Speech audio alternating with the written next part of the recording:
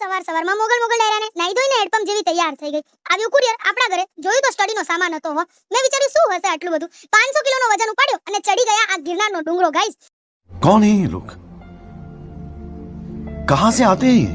ગઈ વાવાઝોડાને મળવા ત્યાં તો વાવાઝોડું બિઝી હતું. બાકી કાંગારૂ લેસન વાવાઝોડાને હવાનું મશીન લાવવા માટે બસ હવે આ જ બાકી રહ્યું હતું. પેંગ્વિન વાળું સ્ટેન્ડ પણ આવી ગયું. ટેકનોલોજી છે ને બાકી જોરદાર. બસ હવે આ MiG-29 ને મોકલવું જ પડશે પાકિસ્તાનનો નકશો ઉડાડવા માટે.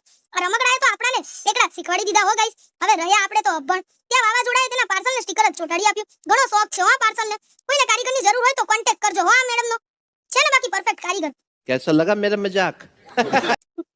ગોર કર્યું છે. મોબાઈલ સિવાય તો બીજે હસી મળતી જ નથી. ત્યાં તો 500 વર્ષો પછી આપણાને મળી દેવલી. ભાભી મળી ગઈ છે એટલે બેનને તો ભૂલી જ જાય ને આ ભાઈ. ત્યાં તો પાર્સલનું અનબોક્સિંગ જ કરી નાખ્યું આપણે. ગાઈસ, આ રીતે ખોલાય બોક્સને.